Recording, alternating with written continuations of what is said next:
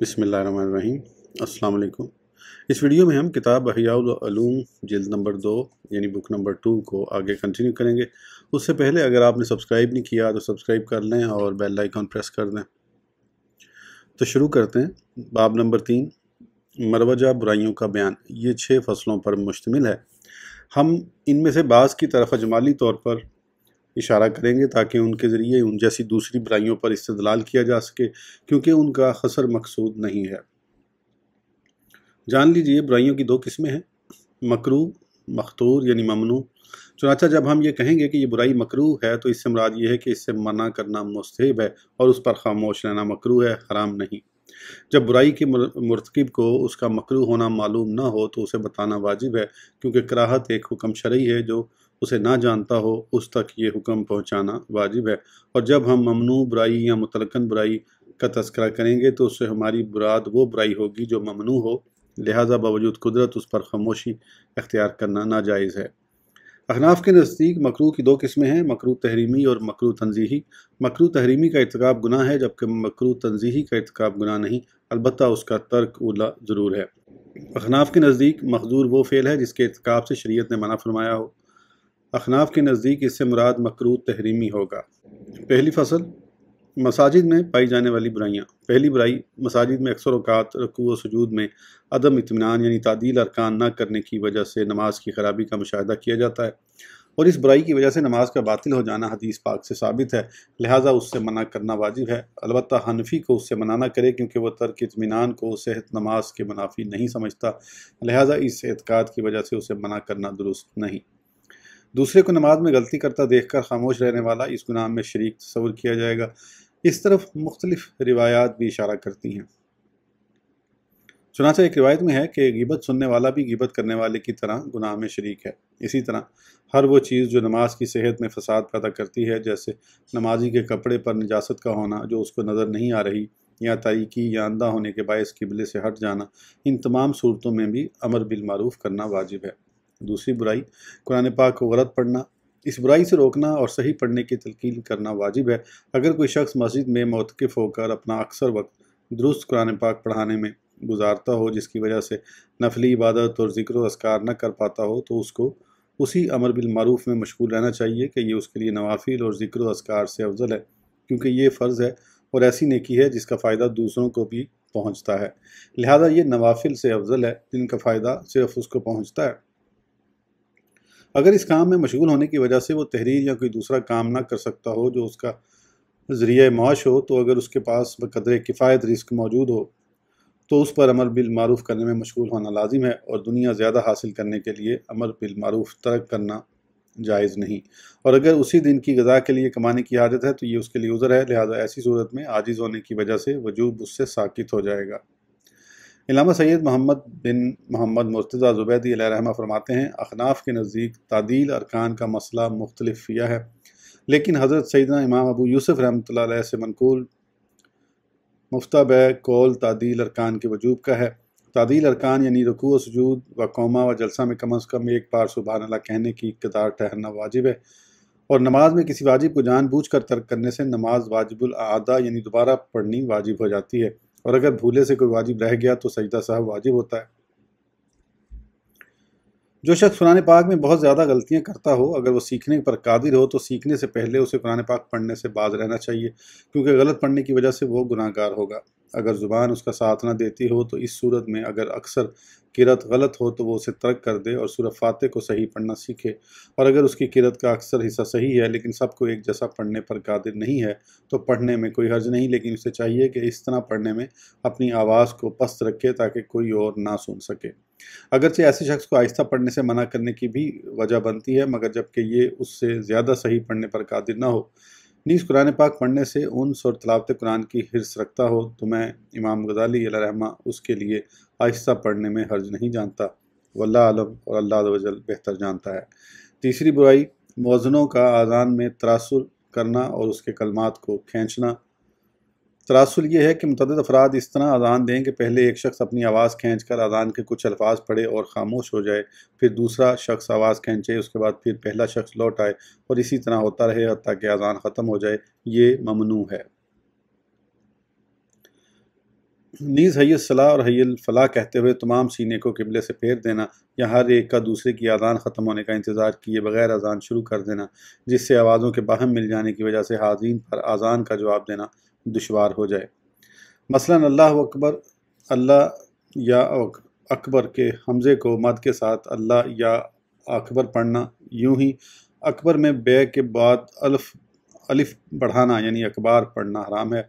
حی الصلاح داہنی طرف منہ کر کے کہے اور حی الفلاح بائیں جانب اگرچہ اذان کے لیے نہ ہو بلکہ مثلا بچے کے کان میں یا اور کسی کے لیے کہی، یہ پھیرنا فقط منہ کا ہے، سارے بدن سے نہ پھیرے۔ یہ تمام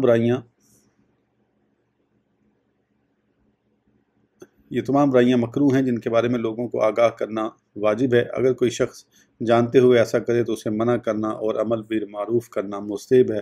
اسی طرح جب کسی مسجد کا ایک مؤذن مقرر ہو اور وہ صبح صادق ہونے سے پہلے ہی اذان دے دیتا ہو تو اسے صبح صادق کے بعد اذان دینے سے منع کرنا چاہیے، کیونکہ اس تکرار اذان سے نماز روزے کے معاملات لوگوں پر مشتبہ ہو جاتے ہیں۔ البتہ جب اس کا صبح صادق سے پہلے اذان دینا مشہور ہو اور نماز پڑھنے اور سحری ترک کرنے میں اس کی اذان پر اعتماد نہ کیا جاتا ہو، یا اس کے ساتھ ایک اور مؤذن ہو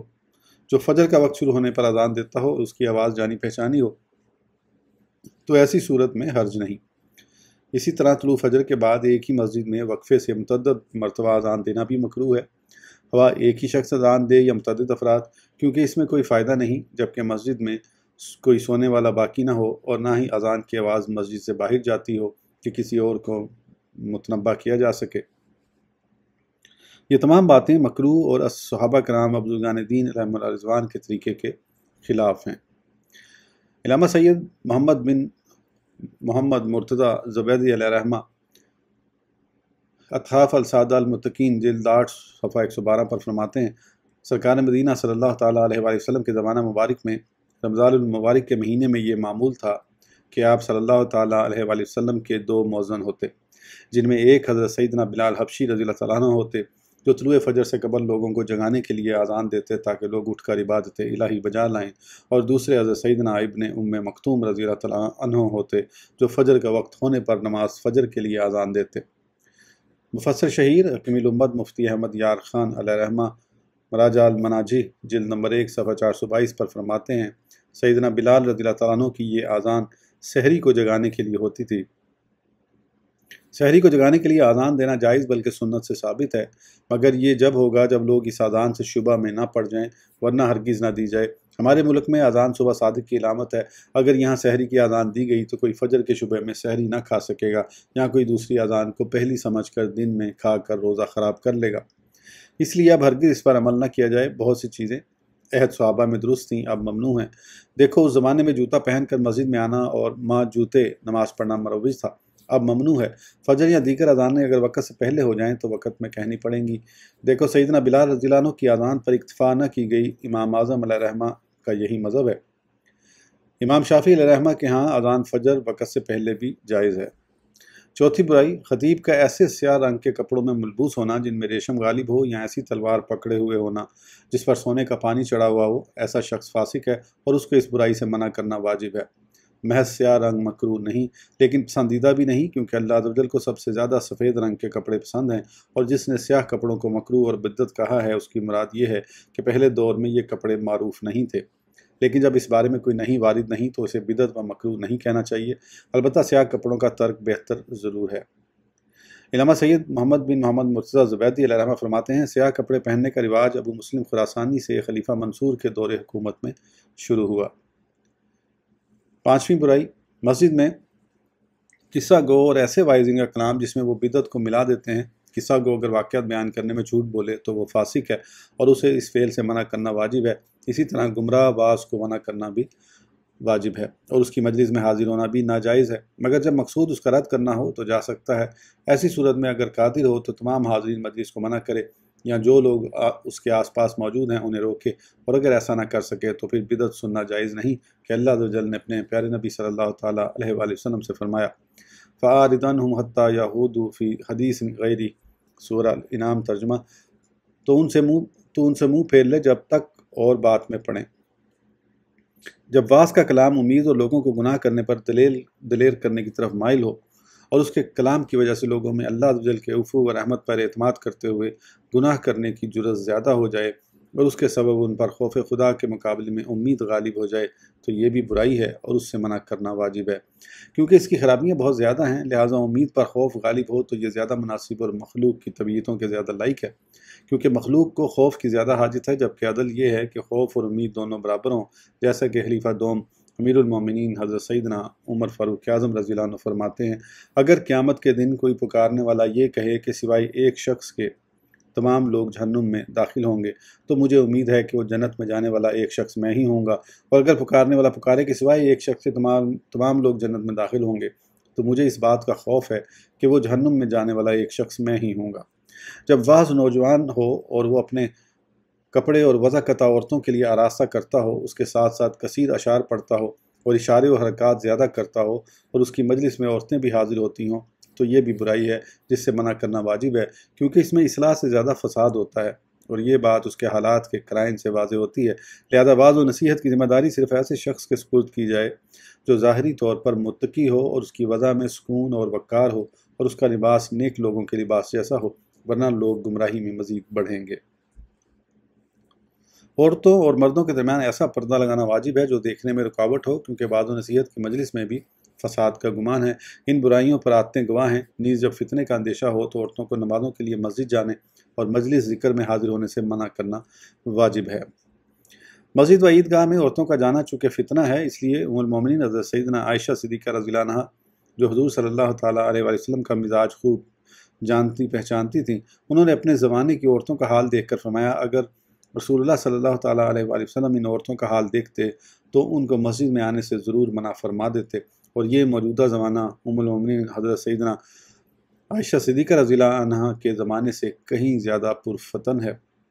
لہذا عورتوں کو مسجد و عیدگاہ جانے سے سختی کے ساتھ روکا جائے اور ان پر لازم ہے کہ عیدگاہ ہرگز نہ جائیں۔ ام المومنین حضرت سیدنا عائشہ صدیقہ رضی اللہ عنہا نے عورتوں کو نماز ادا کرنے کے لیے مساجد میں آنے سے منع کیا تو آپ رضی اللہ تعالیٰ عنہ سے کہا گیا کہ رسول اکرم صلی اللہ تعالیٰ علیہ وآلہ وسلم نے تو عورتوں کو جماعت میں شریک ہونے سے منع نہیں فرمایا۔ آپ رضی اللہ تعالیٰ عنہ نے ارشاد فرمایا اگر رسول اللہ صلی اللہ تعالیٰ علیہ وآلہ وسلم ان باتوں کا مشاہدہ فرماتے جو آپ کے بعد لوگوں نے ایجاد کی ہیں تو آپ بھی عورتوں کو مساجد کی حاضری سے منع فرما دیتے۔ اگر کوئی عورت باپردہ ہو کر مسجد سے گزرے تو اسے منع نہیں کرنا چاہیے، البتہ بہتر یہ ہے کہ مسجد کو راستہ بالکل نہ بنایا جائے۔ مسجد کو راستہ بنانا یعنی اس میں سے ہو کر گزرنا ناجائز ہے، اگر اس کی عادت کرے تو فاسق ہے۔ اگر کوئی اس نیت سے مسجد میں گیا، وسط میں پہنچا کہ نادم ہوا تو جس دروازے سے اس کو نکلنا تھا اس کے سوا دوسرے دروازے سے نکلے یا وہیں نماز پڑھے، پھر نکلے اور وضو نہ ہو تو جس طرف سے آیا ہے واپس جائے۔ واعظین کی اگر کوئی عورت باپردہ ہو کر مسجد سے گزرے تو اسے منع نہیں کرنا چاہیے، البتہ بہتر یہ ہے کہ مسجد کو راستہ بالکل نہ بنایا جائے۔ واعظین کی موجودگی میں قرآن پاک کو لمبا کر کے اور ایسی طرز سے پڑھنا جس سے قرآن پاک کے الفاظ تبدیل ہو جائیں اور ترتیل کی حد سے تجاوز ہو جائے، یہ سخت مکروہ برائی ہے اور بزرگان دین کی ایک جماعت نے اس کا رد کیا ہے۔ چھٹی برائی ادویات، کھانے والی اشیاء اور تعویذات کو بیچنے کے لیے جمعے کے دن حلقے بنانا، نیز مانگنے کے لیے کھڑے ہونا، قرآن پاک کی تلاوت کرنا اور اشعار پڑھنا وغیرہ تاکہ لوگ کچھ دیں۔ ان میں سے بعض چیزیں دھوکہ اور جھوٹ پر مبنی ہونے کی وجہ سے حرام ہیں، جیسے بعض اناڑی، طبیبوں کے ٹوٹکے اور شعبدہ بازوں اور دھوکہ بازوں کی فریب کاریاں۔ اسی طرح تعویذات والے بھی عام طور پر بچوں اور دیہاتیوں کو دھوکہ دے کر تعویذ بیچتے ہیں۔ یہ کام مسجد کے اندر بھی حرام ہے اور مسجد سے باہر بھی، اور اس سے منع کرنا واجب ہے، بلکہ ہر وہ خرید و فروخت جس میں جھوٹ، دھوکہ دہی اور خریدار سے عیب کو چھپانا پایا جائے حرام ہے۔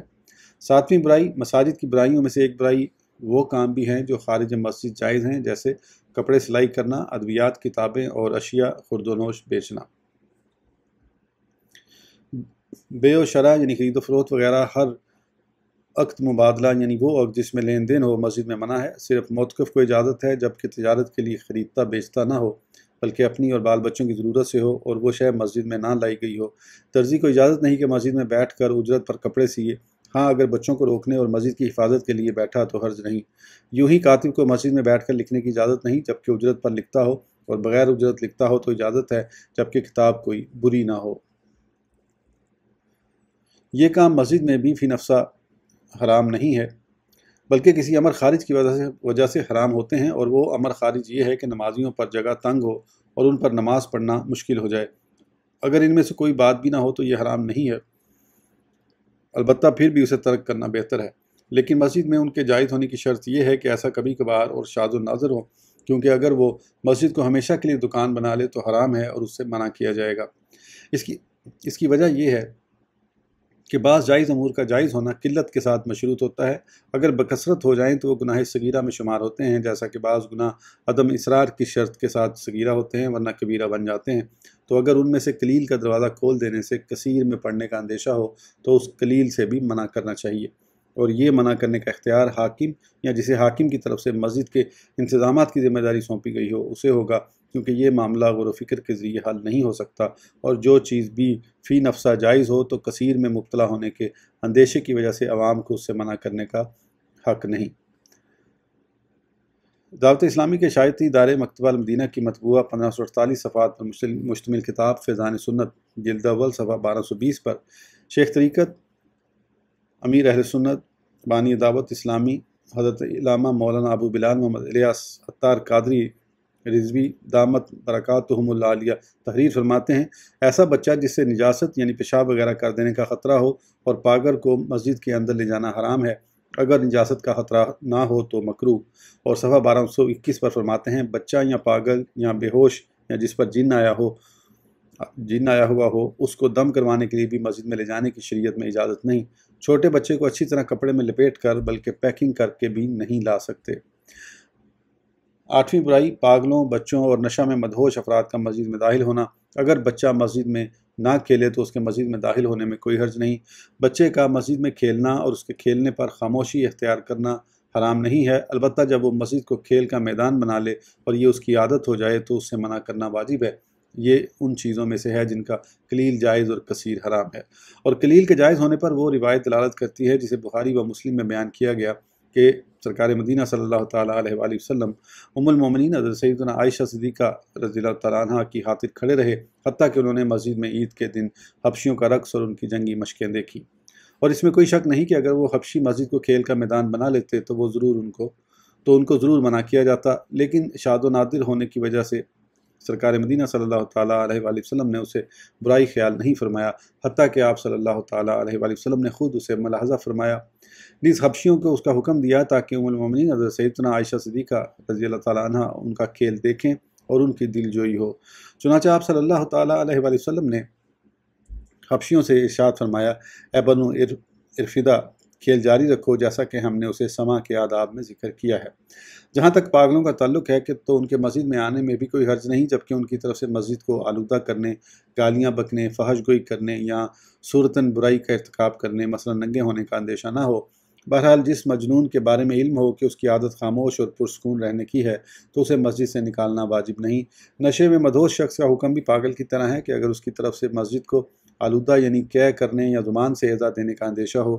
تو اسے مسجد سے نکالنا واجب ہے، اور یہی حکم اس شخص کا ہے جس کی عقل میں فطور ہو، لہذا جب اس سے مذکورہ بالا چیزوں کا اندیشہ ہو تو اسے بھی مسجد سے نکالنا واجب ہے۔ اگر کسی شخص نے شراب پی اور نشہ نہ ہوا لیکن شراب کی بو آتی ہے تو یہ سخت مکروہ برائی ہے، اور برائی کیسے نہ ہو، حالانکہ پیاز اور لہسن کھانے والے کو نور کے پیکر تمام نبیوں کے سرور صلی اللہ تعالیٰ علیہ وآلہ وسلم نے مساجد میں آنے سے منع فرمایا ہے، حالانکہ یہ نہیں کراہت پر محمول ہے، جبکہ شراب کا معاملہ اس سے زیادہ سخت ہے۔ اس ویڈیو کے لیے اتنا ہی، پھر انشاءاللہ اگلی ویڈیو میں آگے کنٹینیو کریں گے۔ اس وقت تک کے لیے اجازت دیجیے، سبسکرائب کرنا نہ بھولیں۔ اللہ حافظ۔